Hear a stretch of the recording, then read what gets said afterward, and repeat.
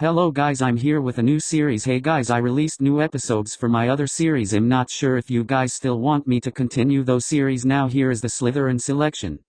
Chapter 1. Harry's robes hung awkwardly off his shoulders. Madame Malkin bustled around him, tugging and pulling at the robes. A piece of chalk floated through the air, following her hands and marking the robes for alterations. To Harry's left was a boy with blonde hair who looked to be about Harry's age. Another witch was measuring the blonde boy. "What are you looking at?" Harry jumped, realizing that he had been staring at the boy. "Nothing. I mean, your robes. Yours look really good. I'm not used to wearing them." The other boy was tall and rather thin, with a sharp nose and piercing eyes.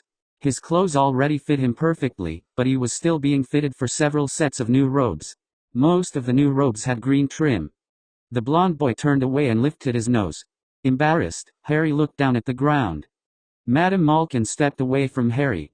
"Finished. We'll have these owled to you when the alterations are done. What's your name?" "Harry Potter." Madame Malkin shot a glance at Harry out of the corner of her eye. "Be serious, or the owl won't be able to deliver your robes." I am serious." Harry nervously ran a hand through his hair.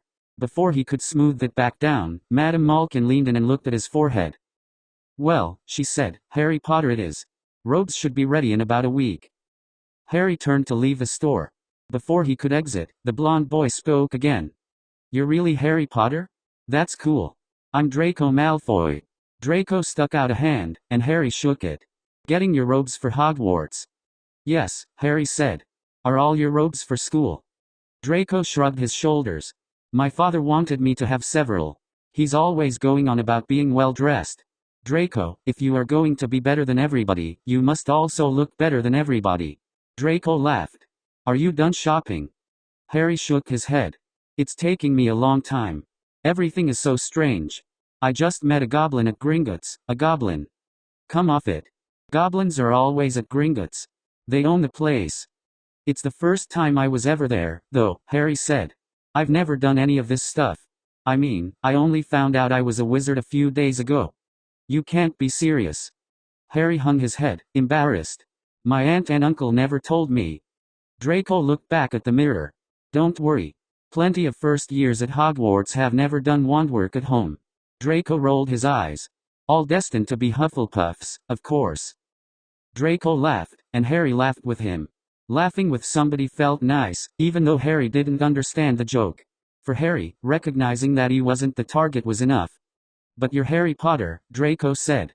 "There's no way you'll wind up in Hufflepuff." Again, Harry wondered what that meant. The blonde boy continued, "If you're new to the wizarding world, you will need somebody to introduce you to the right sorts. Good people, you know what I mean. I can help you with that." Harry smiled. "Really?" "Sure," Draco said, "it would be a pleasure."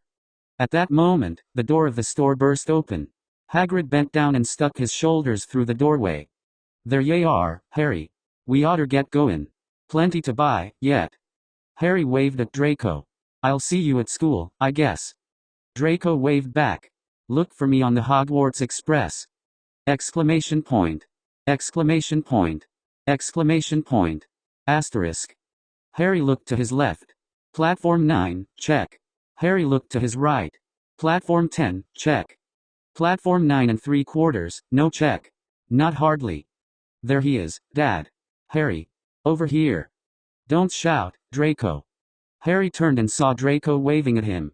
Standing behind him were his parents. Draco's father was a tall, intimidating man with the same platinum hair as Draco. Draco's thin build clearly came from his harshly beautiful mother. The family looked obviously out of place in the train station. "Draco, hi." Harry walked over and shook Draco's hand. Draco gestured to his mother. "Harry, I'm pleased to introduce my mother, Narcissa Malfoy." Harry shook her hand and she gave a small smile. Draco turned to his father. "This is my father, Lucius Malfoy." Lucius stiffly shook Harry's hand, maintaining ramrod straight posture. Only his eyes looked down at Harry. "Harry Potter. I never thought I would see the day." Lucius' voice was much deeper than Draco's, but both father and son spoke with the same drawl. "It's nice to meet you, sir." "Are you ready for the express?" Draco asked. "If I could find it," Harry said. "What's 9 3/4 supposed to mean, anyway?" Lucius's eyes widened, and a small smile tugged at the corner of his mouth. And I thought my son had been exaggerating. Raised by muggles, indeed. Lucius tapped the tip of his cane on Harry's trunk. Come along, we will show you to the platform. Lucius and Narcissa walked to a nearby pillar, and, without stopping, stepped directly through the bricks. Harry was flabbergasted. That's amazing. Draco smiled and walked quickly through the pillar, pulling his suitcase behind him. Harry followed. Harry found himself in the middle of barely controlled chaos. At the center of the ruckus was a beautiful steam engine, with large and elegant passenger compartments. Harry could glimpse a few spells being cast in the crowd, mostly levitating luggage. Nearly everybody wore robes. Brilliant, Harry whispered. Lucius looked at the bedlam disdainfully. All this? Hardly. His expression softened slightly. Although, for a child raised by muggles, I suppose it is. Draco laughed. Can't wait to see you cast your first spell. Come on, let's go get a compartment. Inside the train, Harry found himself completely overwhelmed. He was thankful that he had Draco to follow. Without a guide, he would have been totally hopeless. In here, Draco said, stepping into a compartment. I told my friends Vince and Greg to meet us on the train, but I wouldn't be surprised if they get lost. Lost? It's a train. There's only one hallway. Draco laughed and flopped down on a seat. Vince and Greg aren't the smartest owls in the flock. Good guys, good for a laugh, but they'd never make Ravenclaw. Draco laughed, and Harry laughed with him. After Madame Malkin's, Hagrid had told Harry a little bit about the Hogwarts houses, so Harry was finally beginning to understand Draco's references. The compartment door opened again. A slim girl with bobbed black hair and an upturned nose stepped into the compartment. Draco, hello. Do you mind if I sit with you? Draco waved a hand in the air. Come on in, Pansy. The girl pulled her trunk in behind her. It took Draco and Harry lifting together to place the trunk on the rack above their seats. What do you have in there? Asked Draco. That weighs more than a troll. Just some basics, Pansy said. I wanted to bring more, but my mother told me that I was only allowed to bring necessities. Harry was astonished. That's just the necessities? How many trunks would it have taken to pack everything you wanted? Pansy gave him a nasty look. Who is this vulgar boy, Draco? Sorry. Pansy Parkinson, let me introduce, Harry Potter. Pansy's eyes went wide. She started to squeal, a noise that began high and went higher, almost to the point of being outside human hearing, before ultimately turning into words. Oh my goodness, Harry Potter, I can't believe it. I'm sorry I was minutes nesidomitaya. Harry glanced over at Draco. It was clear that Draco had purposefully forgotten to introduce Harry and Pansy immediately, and was playing the moment for drama. Hi, said Harry. It's good to meet you, too. Pansy sat down across from Harry, literally bouncing on the edge of her seat. Where'd you find him, Draco? Madame Malkin's. He and I were getting fitted for robes together. I could clearly see that he was the right sort, so I struck up a conversation. Right, said Harry, remembering it somewhat differently. He was also rather uncomfortable with Pansy treating him like an object. I can't wait to tell my mother and father, said Pansy. Harry Potter, right here in my compartment. It isn't a big deal, said Harry. Desperate to distract Pansy, he asked her the only thing he knew about Hogwarts. So, what house do you want to be sorted into? Pansy's mood changed as if a switch had been flipped. Slytherin, of course.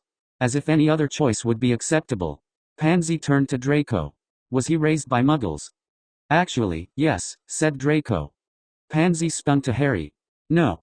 Harry nodded. Yes. Oh, was it horrible? Were they awful beasts? How do you know my aunt and uncle? Harry said, cracking a smile. Pansy laughed. I heard that muggles don't even use owls to send mail, they make another muggle do it. Is it true? Harry nodded. They call him the postman. He comes once a day with your mail. Not that I ever got any. That's barbaric. Pansy said. What a menial task. The compartment door opened again. Harry looked over, expecting to see a pair of boys, ostensibly Vince and Greg. Instead, he saw a short girl with large teeth and the messiest hair imaginable. Has anybody here seen a toad? Neville's lost his. Draco made a noise in his throat. Longbottom. There's a hopeless case if there ever was one.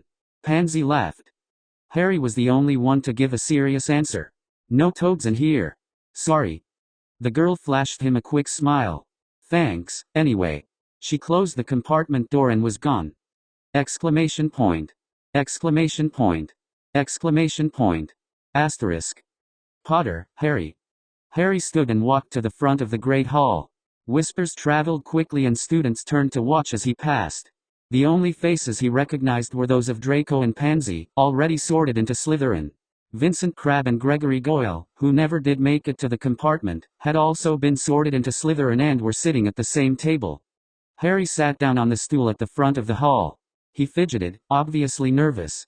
Professor McGonagall, the head of Gryffindor House, smiled at Harry as she handed him the hat. "Don't worry, Mr. Potter. The sorting hat will put you where you belong." Harry placed the sorting hat on Harry's head.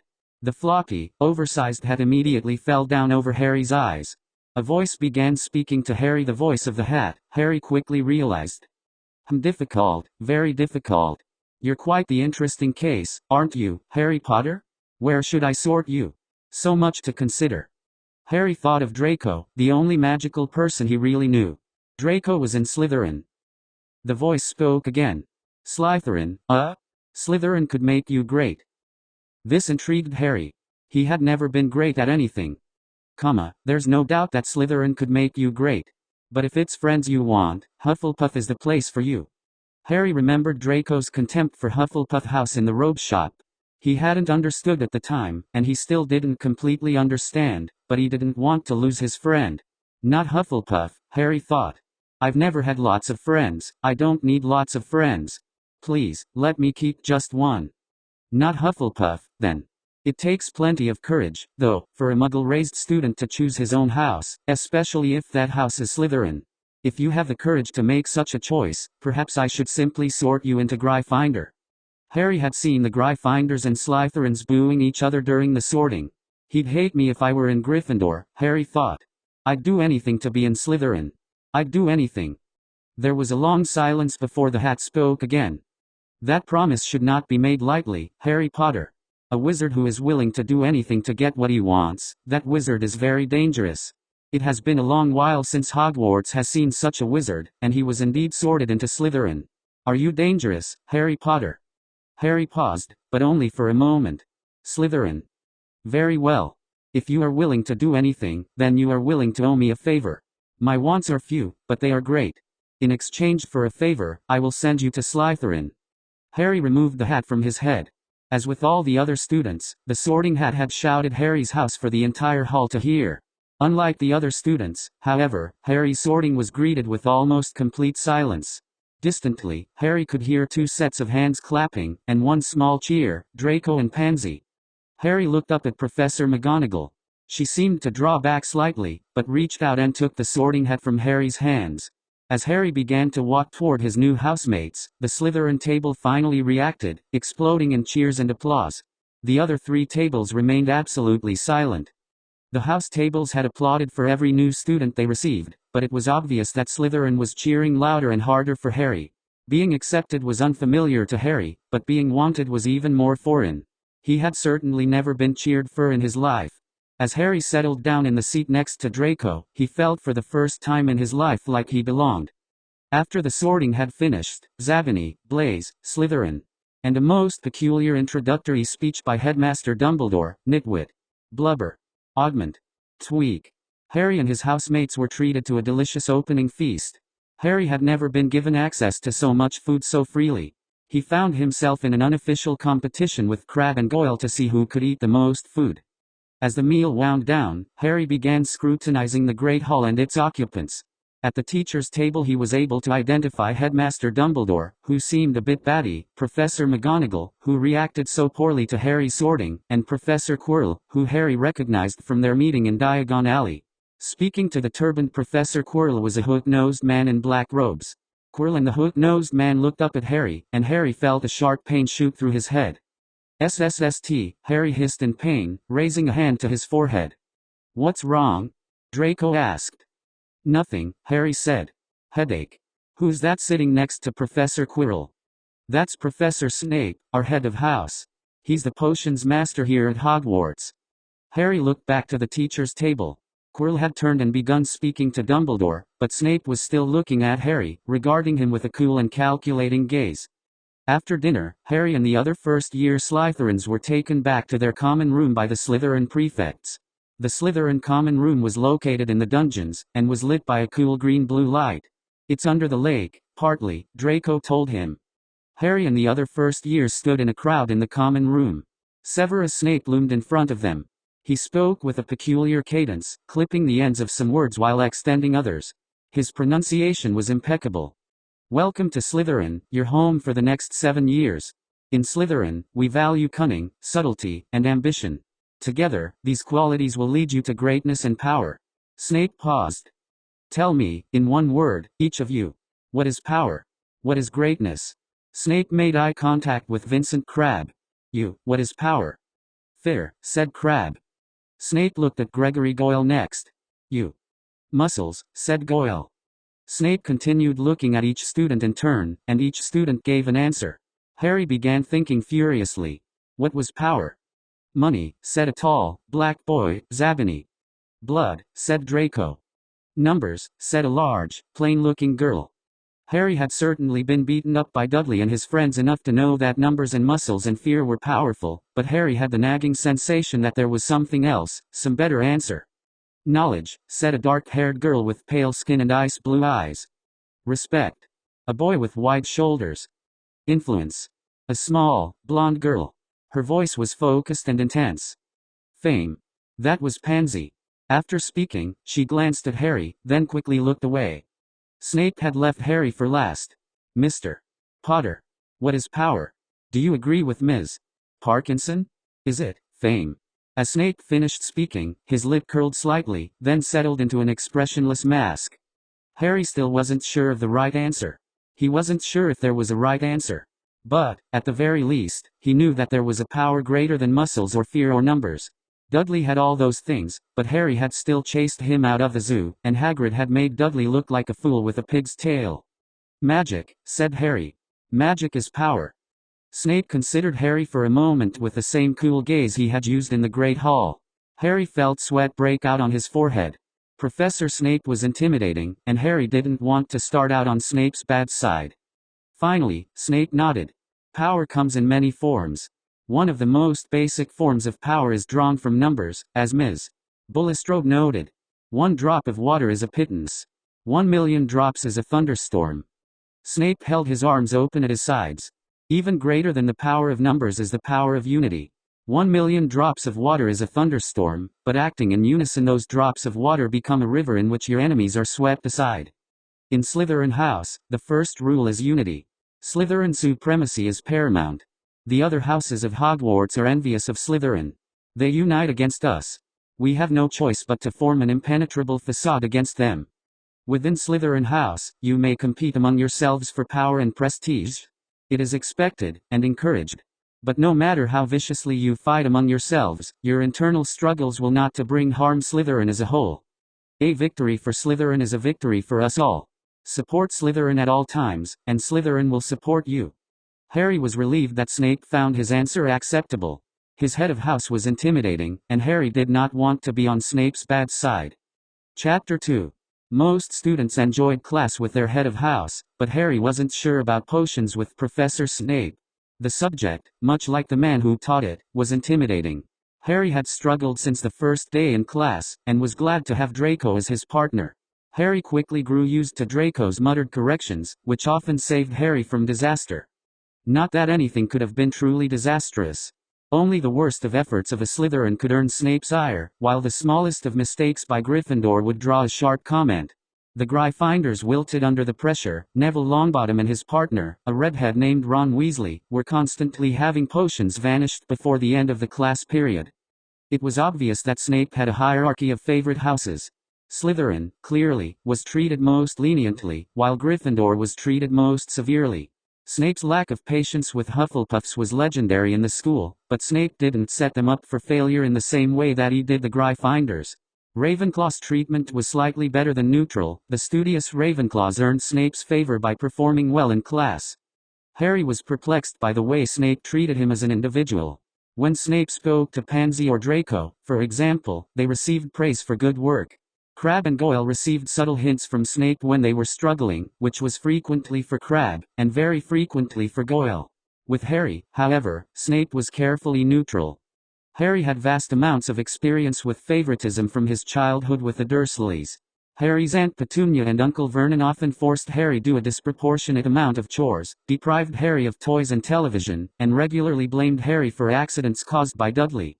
Harry would tread carefully around his aunt and uncle, knowing that the slightest mistake, real or imagined, would lead to severe punishment. Snape's behavior was different, though. Harry was treated like a Ravenclaw, receiving neither undeserved praise nor criticism. Harry quickly grew jealous of the attention that Pansy, Draco and the other Slytherins received. Harry was just as much a Slytherin as they were. With Vernon and Petunia, Harry knew what was wrong, he wasn't Dudley. With Snape, Harry knew of no reason for his treatment. It was incredibly frustrating. Harry found himself desperate for Snape's approval.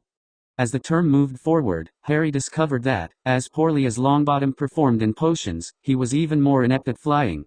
Within 5 minutes of the start of their first flying lesson, Longbottom had managed to fall off his broom and break his arm. The class came to complete halt as Madam Hooch left to take Longbottom to the hospital wing. Harry was disappointed, he had been eager to learn to fly a broom. As soon as Madam Hooch was out of sight, Draco began antagonizing the Gryffindors. This, Harry had quickly realized, was one of Draco's favorite pastimes.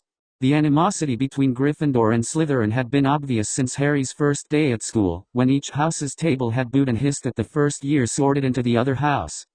Personally, Harry tried not to join in with Draco. Taunting the Gryffindors was uncomfortably close to what Dudley had done to Harry for the last 10 years, and Harry didn't want to be that sort of person. Then again, the Gryffindors gave back as good as they got, which was a big difference. Harry had ultimately decided that he wouldn't participate in the antagonism, but he also wouldn't criticize or undermine Draco, Slytherin unity and all. Longbottom's forgotten his Remembrall, Draco was saying. Maybe he should get a Remembrall for his Remembrall. Draco tossed the small trinket from hand to hand. It wasn't clever, but it didn't take much to set the Gryffindors off, they would rise to any challenge. Ron Weasley stepped forward, followed almost immediately by a shorter boy with freckles. Finnegan, if Harry remembered correctly. Give it over, Weasley demanded. Hardly, Weasley. It's a nice keepsake to remember Longbottom's failure. But if I had a keepsake for every time Longbottom failed, they'd fill up our common room. Crabbe and Goyle laughed, as always. Harry shook his head. Draco was definitely acting like Dudley, this time. Harry kept quiet and subtly tried to move away from the bickering. Malfoy, give it over, Weasley said again. Draco hopped on a broom and rose up into the air. Come and get it, Weasley. Weasley jumped on his own broom and took off after Draco. As the boys zipped through the air, it was clear that both had flown before. Draco clutched the Remembrall in his hand, but that left only one hand steer the broom. Weasley, flying with both hands, was steadily catching up. As the Gryffindor closed in, Draco threw the Remembrall. Potter, catch. The small ball flew directly at Harry, who snatched it neatly out of the air. Weasley turned his broom and came barreling toward Harry. Harry hopped out of the way, and Weasley swooped through the space that Harry had occupied only a moment before. Watch it, Weasley, Harry yelled. Give it over, said a small voice said from next to Harry. Harry found himself standing next to the bushy-haired girl from the train. Granger was her name. Harry's first thought was to give over the ball. He had caught it on instinct, and dodged Weasley so that he wouldn't be clobbered, and really, Draco was acting like a bit of a prat. Harry had no desire to play a game of keep away, he had been the victim of too many such games as a child. On the other hand, if he gave over the ball, he'd make his best friend angry and undermine Slytherin's solidarity. He couldn't allow his house to lose face, especially not in front of the Gryffindors. Better to not get involved. Let Draco and Weasley settle things. It's not my fight, Harry said. He pulled his arm back to throw the ball to Draco. It's not your Remembrall, either, said Granger. Harry paused. In the distance, Weasley had turned around his broom and was again charging toward Harry.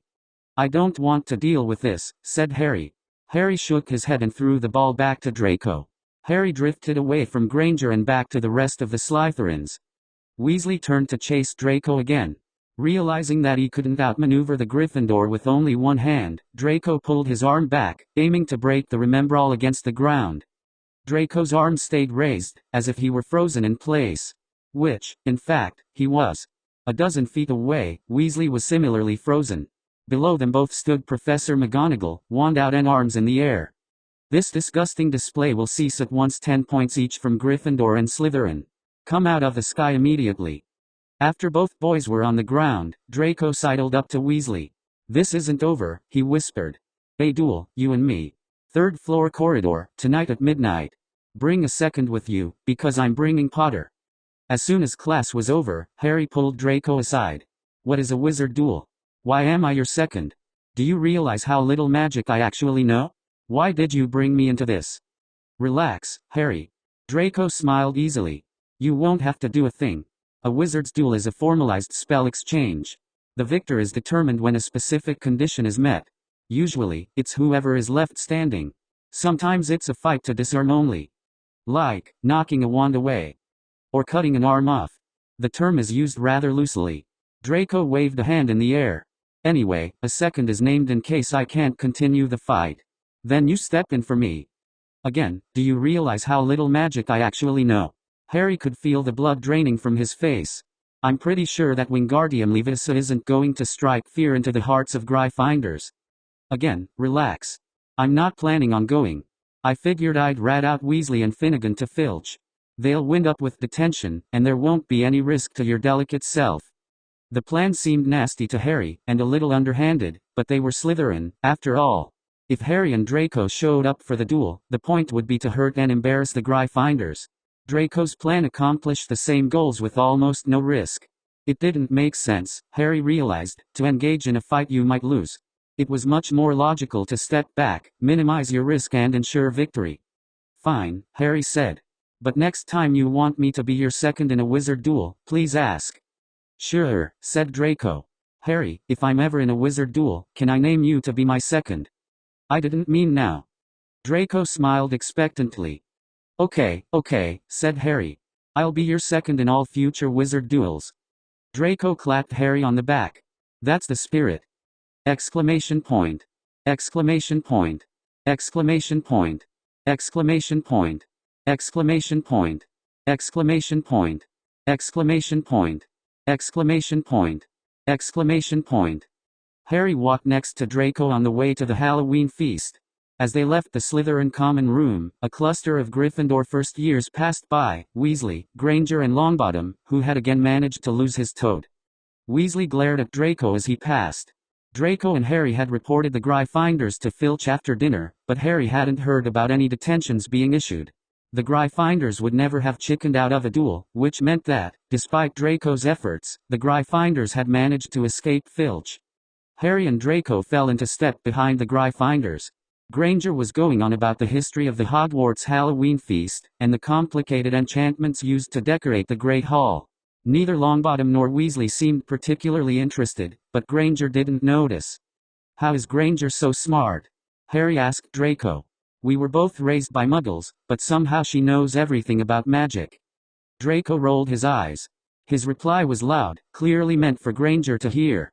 Her nose is always so far in a book that she has ink stains on her face. She couldn't talk to a real person if it meant saving her life. Granger spun around. Shut it, Malfoy. There were tears already at the corner of her eyes. Draco sneered. Grow a thicker skin, Granger. If you grow enough, it'll match your huge teeth and wretched hair. Granger burst into tears and went running into the nearest girls' bathroom. Weasley stepped forward with his wand drawn, and Harry and Draco drew their wands in response. Longbottom, eyes wide and scared, didn't move. Back off, Weasley, said Harry. Harry tried to sound more threatening than he felt. He still had no idea what sort of spells to use in a duel. Weasley seemed to consider starting the fight anyway, but ultimately conceded that he was outnumbered. Sod off, Potter. You and Malfoy both. Weasley lowered his wand and walked to the girls' bathroom door, where he began trying to coax Granger out. Harry and Draco continued on to the feast. Harry wasn't happy with what Draco had said, but Granger was rather annoying in class, and the older Weasley twin brothers had been playing pranks on Slytherin first years since the beginning of the term. Somebody had to fight back against the stupid Gryffindors. Halfway through the feast, Professor Quirrell burst into the Great Hall. He was gasping for breath. Troll. In the dungeons. Thought you'd like to know. His eyes rolled back into his head and he collapsed. Dumbledore stood and, in a perfectly calm voice, began issuing instructions. Prefects, please escort your students back to your dormitories. Phileas and Minerva, please accompany me to the dungeons. As Harry and Draco left the Great Hall, following a sixth-year prefect, a thought crossed Harry's mind like a bolt. Granger doesn't know about the troll, Harry said to Draco. What about it? The troll's in the dungeon and Granger's crying in the loo. And what if the troll leaves the dungeon? If Granger gets killed, Weasley's going to tell McGonagall and Dumbledore why she wasn't in the Great Hall. We could be expelled, Draco. Expulsion was almost the worst thing imaginable for Harry. It would mean being taken away from Hogwarts and returned to a meaningless life among muggles. We won't get expelled, Draco said. His voice was less certain than his words. Besides, Weasley and Longbottom will tell her. Draco's eyes shifted from side to side. Probably. You're really going to trust Weasley and Longbottom to remember something important? Draco frowned and said nothing. I'm going to tell her, Harry said. With a quick glance to make sure no prefects were watching, Harry dropped out of line and headed toward the girls' bathroom. Harry, Draco whispered. Come back here. Harry continued walking away, ignoring Draco. Draco muttered several curse words, and dropped out of line to follow Harry. As Draco and Harry approached the girls' bathroom, a stench like rotting vegetables filled the air. An enormous shadow was slouching through the hall ahead of them, dragging a club behind it.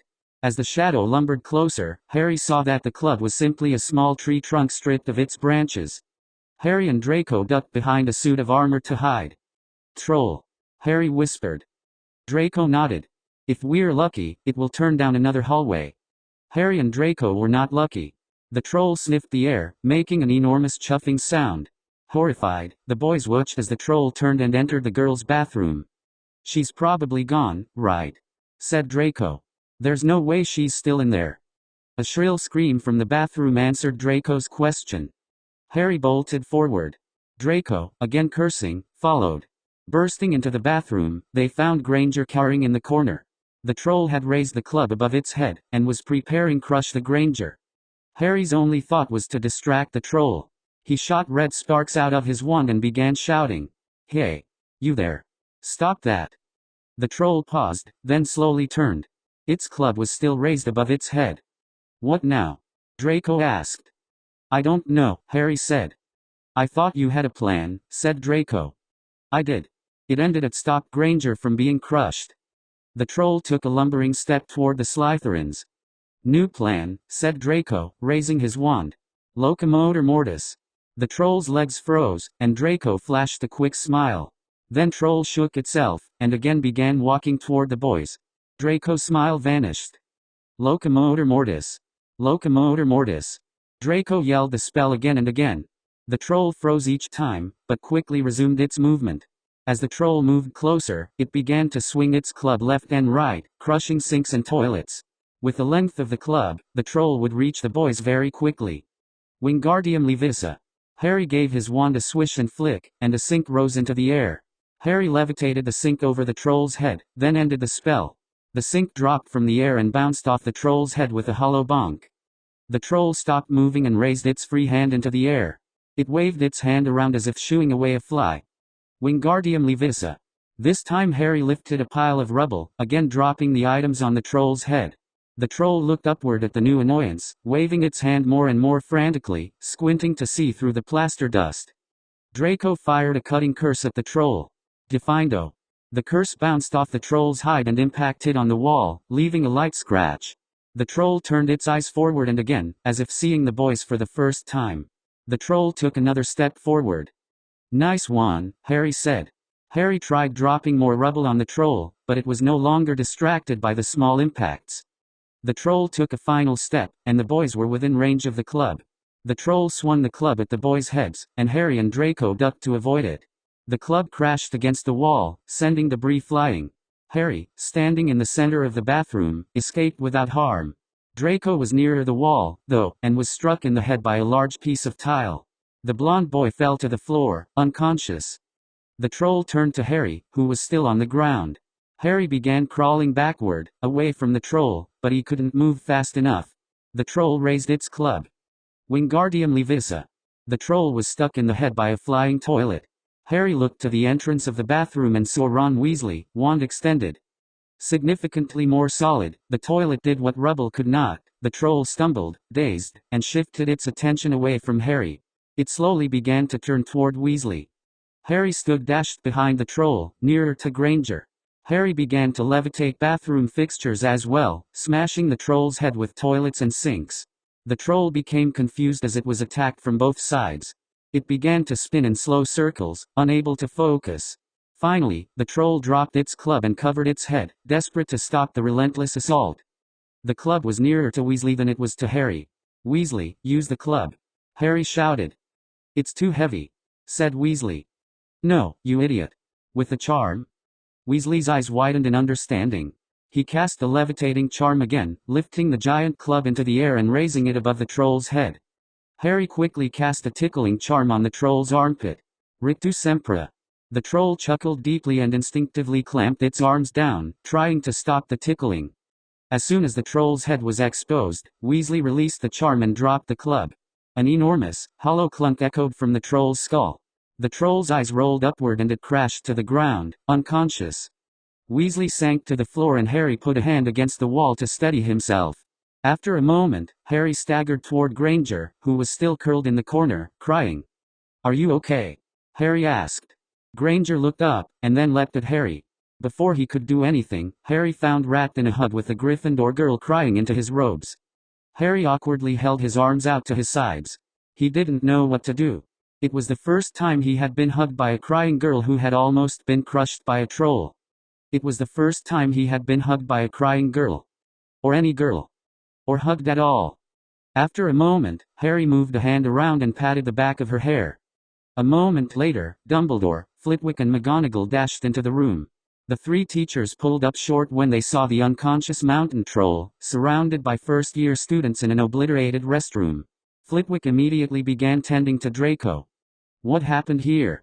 McGonagall demanded. Behind her, Professor Snape limped into the restroom.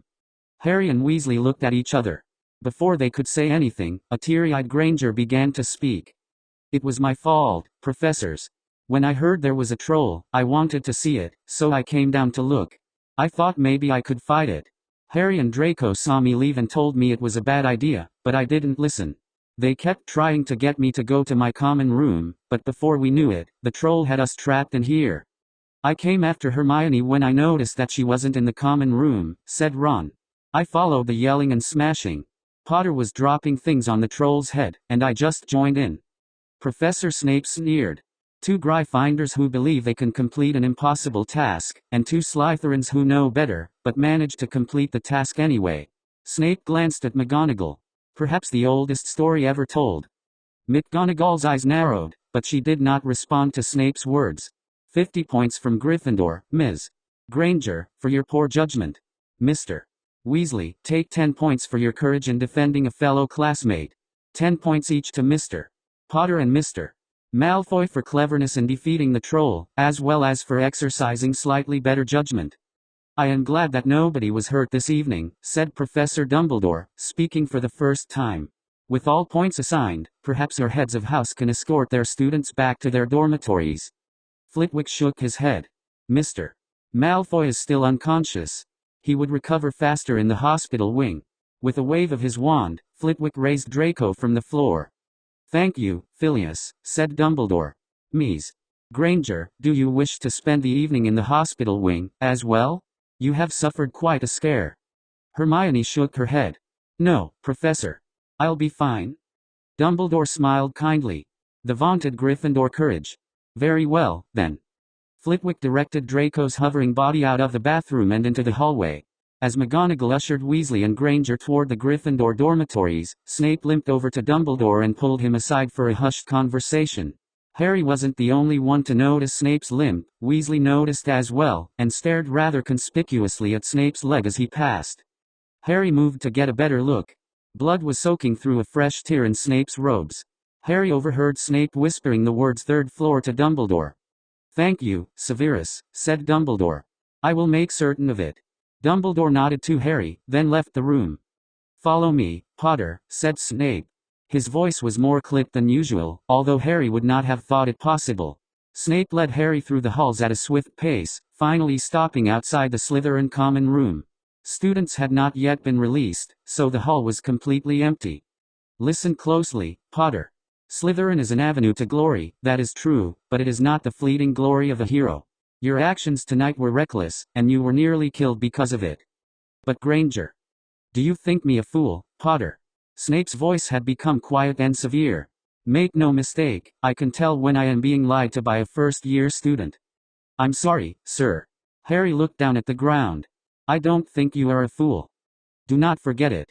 A Slytherin must never let glory or adventure take precedence over pragmatism. The risk must always be worth the reward.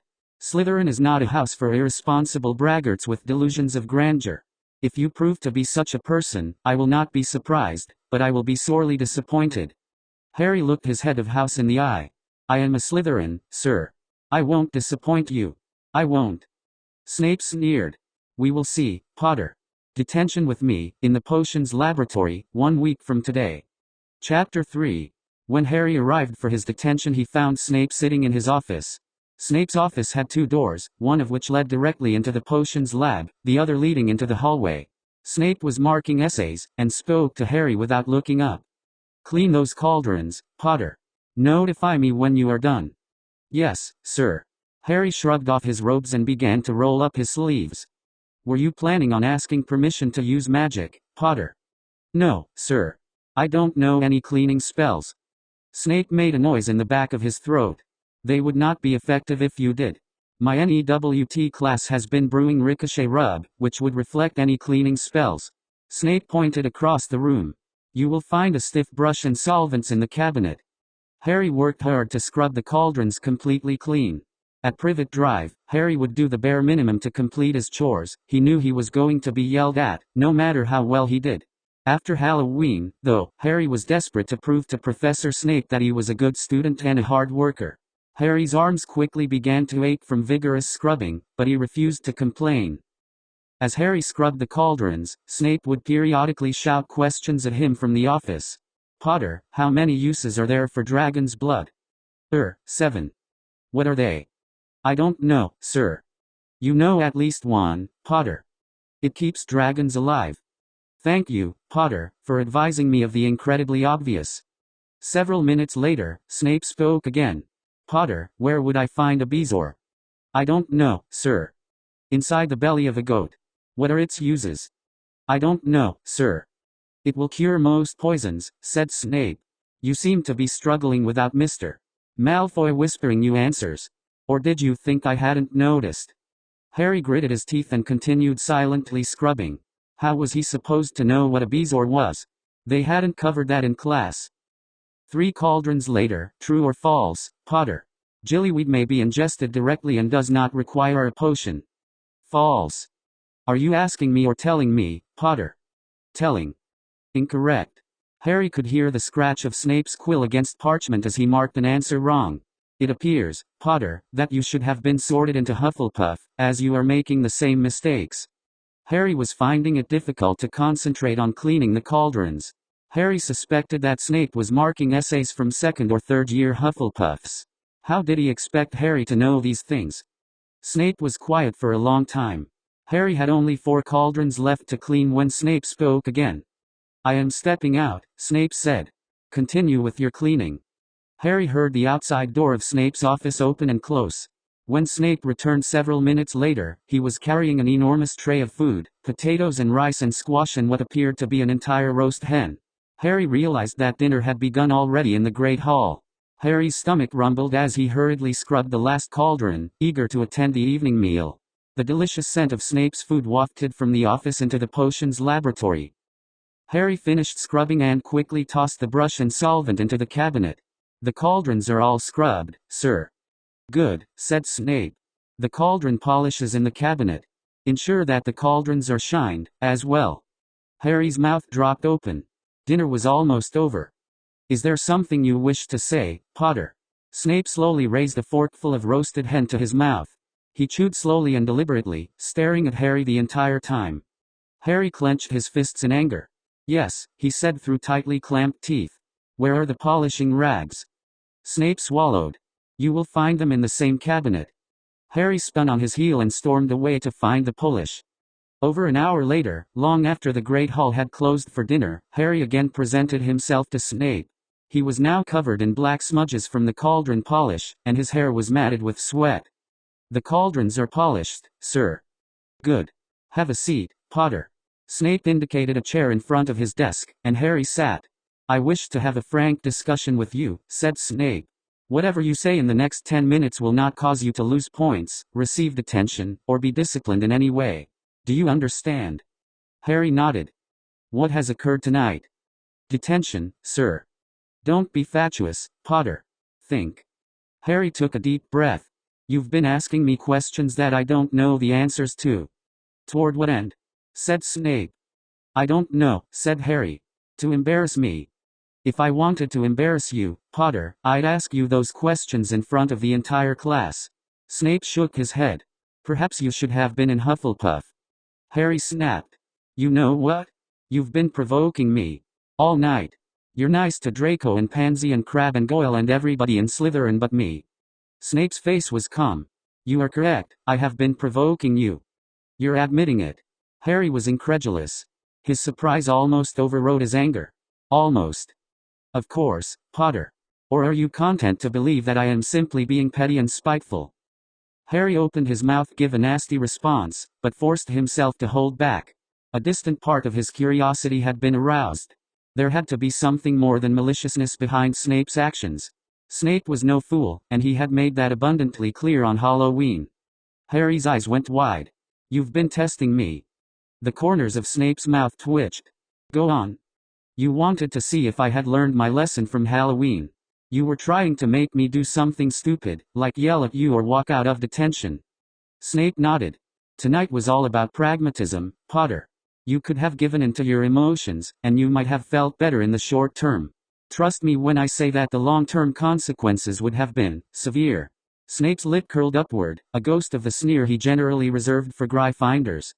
Since the beginning of the school year, Mr. Potter, I have been trying to reserve my judgment of you. This was not without difficulty. Tonight, you showed me that you were not sorted into Slytherin in error. Snape waved his wand. A plate of food appeared on the desk in front of Harry, the same foods that Snape had eaten himself. Next to it was a set of silverware and a glass of pumpkin juice. Your plate has been under a warming charm since dinner, Snape said. After you finish, you are released to your dormitory. The house elves take care of your dishes. Snape walked out of the office and into the potions lab, where he began inspecting cauldrons. Harry dove forward and attacked the plate of food. After Harry had finished his dinner, as he was walking out of the potions lab, Snape's voice called out one last time. Good work tonight, Mr. Potter. Harry skipped most of the way to his dormitory. Exclamation mark. Exclamation point. Exclamation point. Exclamation point. Exclamation point. Exclamation point. Exclamation point. Exclamation point. Exclamation point. Exclamation point. Come on, Harry, we have to get seats. I don't mean good seats, I just mean seats. Harry pulled his robes on as he followed Draco through the common room. Slytherin was playing Gryffindor, and Draco had been a nervous ball of energy all week. I'm coming, said Harry. Don't worry. Draco was several feet ahead, walking briskly toward the door. Why aren't you more excited, Harry? It's your first Quidditch match. I know, you keep telling me that. Draco shook his head. Muggle raised. You'll understand after the match. The halls of Hogwarts were deserted, it was almost as if another troll were on the loose. As Harry and Draco walked through the main doors, they saw only a few straggling Hufflepuffs rushing toward the Quidditch pitch. Harry and Draco were hundreds of yards away from the stadium, but they could already hear the roar of the crowd. As usual, the whole school had turned out for the Quidditch match. Gryffindor, Hufflepuff and Ravenclaw were generally seated together in blocks of red gold, yellow black and blue bronze, but there was some blending at the edges as students sat near friends from other houses.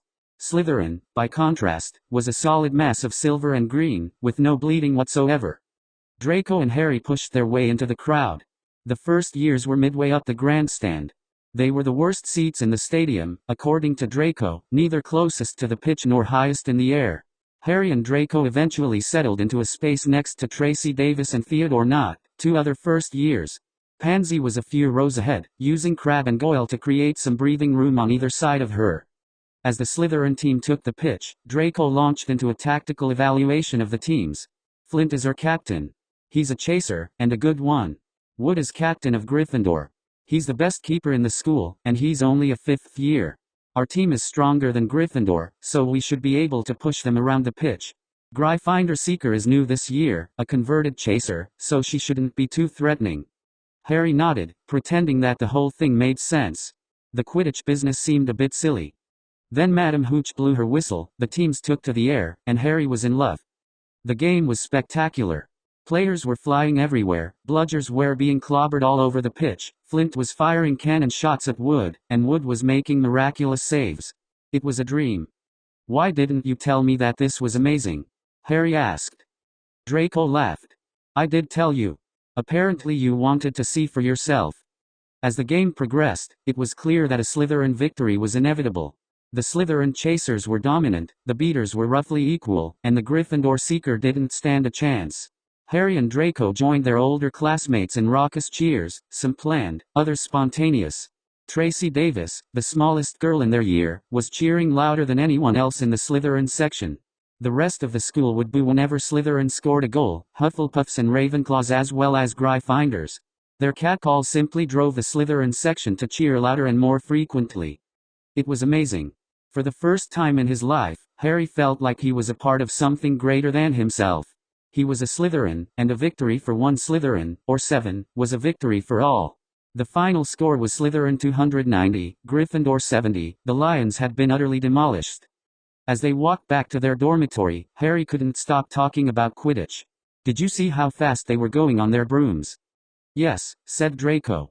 How about when Johnson got hit with that bludger, Harry said. She could barely stay on her broom.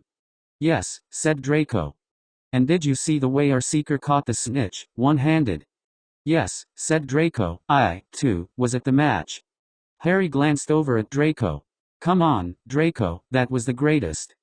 Draco laughed. It was a pretty good match. It wasn't really close, though. Gryffindor has a bad team this year. But it's always nice when Slytherin wins. I still can't believe there's a sport this amazing. You should see a professional match, Draco said. Everything is faster and all the players are better. Harry's eyes grew wide. No way. Quidditch gets better. Yes, it does. And next year, we get to bring our brooms to school. We can try out for the Quidditch team ourselves. Wow, Harry's voice was low and reverent. The thought of being on the Quidditch team, having the entire house cheering for you, Harry could barely imagine it. The sound of the Slytherin table cheering at the sorting was nothing compared to the sound of the crowd at the Quidditch match. And getting to fly in front of the whole school, wind in your hair, dodging bludgers. Harry would get to wear Quidditch robes with his teammates, rich Slytherin green trimmed in bright silver. Harry? Harry. Draco was waving his hands in front of Harry's face. You're going all misty-eyed on me. Try to keep it together. Harry blinked and refocused his eyes. Draco, next year we are both making the Quidditch team. I intend to, said Draco with a smile.